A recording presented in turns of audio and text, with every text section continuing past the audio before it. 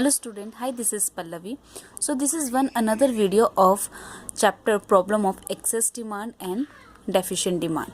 So आज जो हम टॉपिक करेंगे वो करेंगे प्रॉब्लम ऑफ एक्सेस डिमांड. तो इसमें हम एज अ क्वेश्चन की तरह हम करते हैं. पहले तो क्वेश्चन आपको किस तरह से आएगा, what is mean by excess demand और inflationary gap with a suitable diagram and explain its causes and consequences. ठीक है, कि एक्सेस डिमांड को डिफाइन करें और विद सुटेबल डायग्राम और इसके पीछे की वजह और उसके क्या कंसिक्वेंसेस है.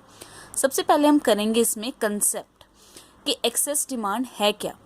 Demand is said to be excess when it is more than what is required for the fuller utilization of resources.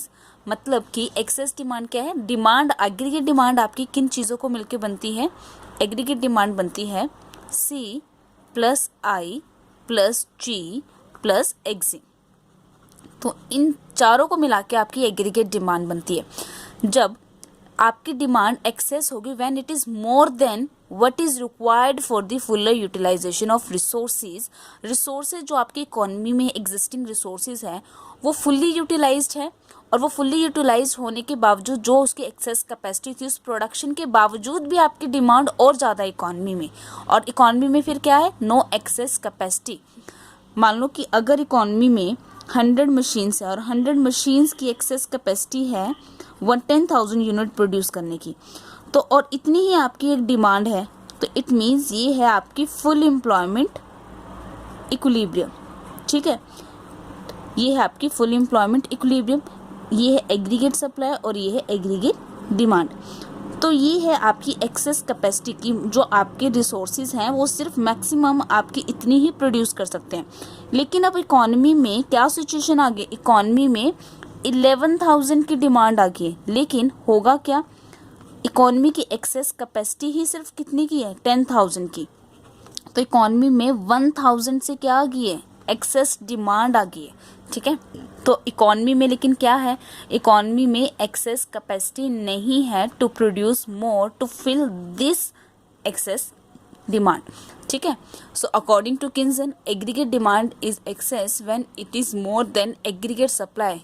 More than aggregate supply. Aggregate supply कितनी है, 10,000 की, लेकिन डिमांड 11,000 की है, corresponding to full employment in the economy. और economy में क्या है, फुल एम्प्लॉयमेंट है. अगर इकोनॉमी के 100 रिसोर्सेज हम मान के चल रहे थे, वो 100 के 100 रिसोर्सेज क्या है आपके, फुल्ली यूटिलाइज्ड है. ठीक है, सो ये है आपका एक्सेस डिमांड. इसके बाद हम बनाएंगे अपना डायग्राम. सो डायग्राम सबसे पहले आपको, ये है आपका y एक्सिस, ये है आपका x एक्सिस, ये है एग्रीगेट डिमांड और ये है आपकी इनकम, दैट इज GDP बोल सकते हैं. तो सबसे पहले हम इनिशियल अपना क्या बनाएंगे, इक्विलिब्रियम बनाएंगे, क्योंकि कॉरस्पॉन्डिंग टू हमने फुल एम्प्लॉयमेंट दिखाना है कंपेयर करने के लिए. एग्रीगेट सप्लाई और ये है एग्रीगेट डिमांड, ये है फुल एम्प्लॉयमेंट, और ये क्या है आपकी इक्विलिब्रियम. ठीक है, तो ये बन जाती है आपकी फुल एम्प्लॉयमेंट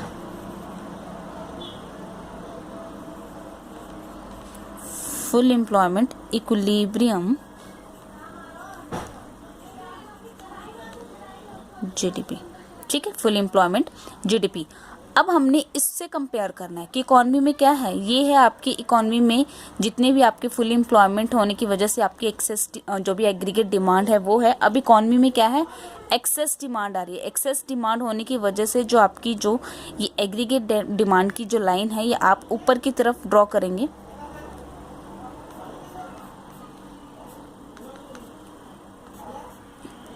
ठीक है, ये है एग्रीगेट डिमांड. ये प्लान्ड आपकी क्या होगी, ज़्यादा, मतलब ये पहले जो इतनी मानो ये 10,000 वाली है और ये 11,000 वाली है, लेकिन इकोनॉमी में इतनी एक्सेस कैपेसिटी नहीं है कि वो क्या कर सके, प्रोड्यूस कर सके मोर.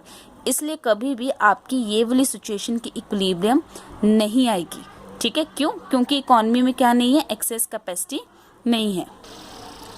सो ये जो है आपकी, अब यहाँ से आप जो आप डिफरेंस दिखाएंगे तो ये है आपकी एक्सेस डिमांड की।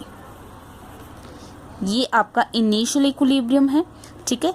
यहाँ पर आपका इक्विलिब्रियम नहीं बन सकता, क्योंकि इक्विलिब्रियम अगर यहाँ पर इक्विलिब्रियम बना तो इट मीन्स आपकी जो एग्रीगेट सप्लाई है वो भी कितनी है 11,000, लेकिन वो सिचुएशन आ ही नहीं सकती, इसलिए ना ही आपकी यहाँ पर क्या बनेगा, ओवर एम्प्लॉयमेंट इक्विलिब्रियम नहीं बन सकता, क्योंकि इकॉनमी में एक्सेस कैपेसिटी ही नहीं है कि अगर इकॉनमी में डिमांड बढ़ती है 1,000 से तो हम 1,000 से और सप्लाई बढ़ा सकें। क्यों? क्योंकि इकॉनमी में ऑलरेडी रिसोर्सेज क्या है, फुल्ली यूटिलाइज्ड हैं, उससे ज़्यादा आप इकॉनमी में जो सप्लाई है वो बढ़ नहीं सकती, इसलिए इकॉनमी में क्या आता है, इन्फ्लेशन आता है। तो जो ये गैप है आप यहाँ पर पीछे की तरफ दिखाना है, तो ये है आपकी एक्सेस डिमांड, और आप इसको क्या बोल सकते हो, इन्फ्लेशनरी गैप भी बोल सकते हो, ठीक है। तो ये है आपका एक्सेस डिमांड का डायग्राम। देन है उसके बाद आपके कॉजेस। सो कॉजेस क्या है, जो हमने डेफिशिएंट डिमांड के कॉजेस रीड करे थे वही अब हमारे क्या है, एक्सेस डिमांड के कॉजेस है। तो इसका कॉजेज नंबर 1 है कि increase in private final consumption expenditure. House hold जो कंजम्पशन एक्सपेंडिचर है वो क्या हो चुका है, इंक्रीज हो चुका है, ठीक है। तो इसकी वजह से आपका एग्रीगेट डिमांड भी क्या हो चुका है, इंक्रीज, यही वन ऑफ द रीज़न है। Then increase in investment expenditure, जो प्रोड्यूसर सेक्टर है उन्होंने अपना एक्सपेंडिचर इंक्रीज कर दिया, प्रोडक्शन बहुत ज़्यादा हो रही है, ठीक है ना। प्रोडक्शन बहुत ज़्यादा होने की वजह से इकॉनमी में एम्प्लॉयमेंट बहुत जनरेट हो रही है, इनकम बहुत जनरेट हो रही है, और इनकम जनरेशन जब लोगों के हाथ में पैसा आता है तो वो क्या क्रिएट करता है, डिमांड क्रिएट करता है, जिसकी वजह से इकॉनमी में एक्सेस डिमांड होगी, ठीक है ना। Increase in investment expenditure, that is I. Then increase in government expenditure, government इतने ज़्यादा गवर्नमेंट के एक्सपेंडिचर हो चुके हैं कि इकॉनमी में बहुत ज़्यादा प्रोजेक्ट्स लग रहे हैं, रोड, डैम, ब्रिजेस, जिससे इकॉनमी में एम्प्लॉयमेंट बहुत जनरेट हो रही है। देन अगेन इनकम जनरेशन हो रही है, जिसकी वजह से इकॉनमी में एक्सेस डिमांड हो रही है। इंक्रीज इन एक्सपोर्ट, हमारी डोमेस्टिकली प्रोडक्शन गुड्स की बाहर बहुत ज़्यादा डिमांड हो रही थी, इकॉनमी में इंटरनली डोमेस्टिकली हमारी क्या हो रही, प्रोडक्शन बहुत इंक्रीज हो रही है, ठीक है। डिक्रीज इन इम्पोर्ट, हमारी जो इकॉनमी है वो इम्पोर्ट्स कम कर रही है, किस पे ज़्यादा रिलाय हैं, अपनी डोमेस्टिकली प्रोडक्शन पे। तो हम अपनी इकॉनमी की बनी हुई चीज़ें क्या है, गुड्स एंड सर्विसेज हैं, वो ज़्यादा परचेज कर रहे हैं, ना कि इंपोर्ट करवा रहे हैं। तो दैट मीन्स इंटरनली हम डिमांड क्या कर रहे हैं, बहुत ज़्यादा क्रिएट कर रहे हैं। And last is decrease in tax rate, अगर टैक्स रेट हमारे इंक्रीज होंगे तो हमारी जो पर्सनल डिस्पोजेबल इनकम है वो भी बढ़ जाएगी, और हमारे जो गुड्स एंड सर्विसेज के प्राइस हैं वो भी क्या हो जाएंगे, कम हो जाएंगे, ठीक है, जिसकी वजह से इकॉनमी में डिमांड ज़्यादा हो जाएगी। एंड लास्ट हमारे हैं कंसिक्वेंसेस, क्या हमारे कंसिक्वेंसेस होंगे, नंबर 1 इन्फ्लेशनरी गैप आएगा, और इन्फ्लेशनरी गैप ये होगा, जैसे ये है हमारा इनिशियली एग्रीगेट सप्लाई और ये है एग्रीगेट डिमांड, ये है हमारा जो बनता है आप ले सकते ये है फुल एम्प्लॉयमेंट इक्विलिब्रियम जीडीपी, ठीक है। अब डिमांड ये है फुल, अब डिमांड ज़्यादा होने की वजह से अब हमारा न्यू इक्विलिब्रियम यहाँ पर है, लेकिन ये कभी सिचुएशन नहीं आती क्योंकि इकॉनमी में ऑलरेडी रिसोर्सेज फुली यूटिलाइज्ड है। अगर इकॉनमी में डिमांड इंक्रीज होती है तो हम सप्लाई को इंक्रीज नहीं करेंगे, तो इकॉनमी में ये वाला जो पार्ट है ये क्या कहलाता है, आपका इन्फ्लेशनरी गैप, ठीक है।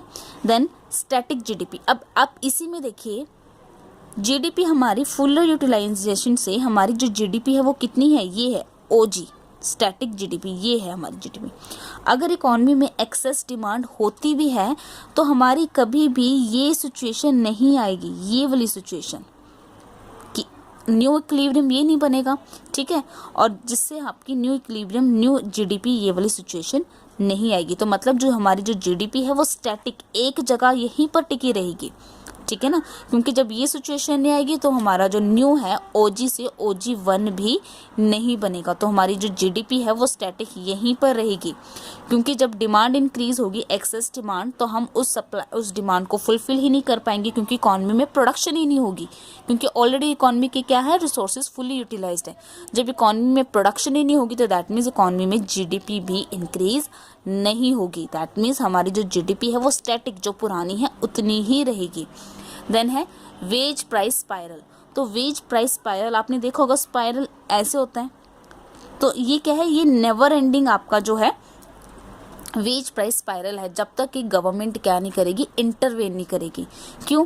क्योंकि अब देखो इससे होगा कि इकॉनमी में इन्फ्लेशनरी गैप आएगा, और इन्फ्लेशन का मतलब क्या होती है, महंगाई। जब इकॉनमी में इन्फ्लेशन आएगा तो गुड्स एंड सर्विसेज के प्राइस क्या होंगे, इंक्रीज होंगे।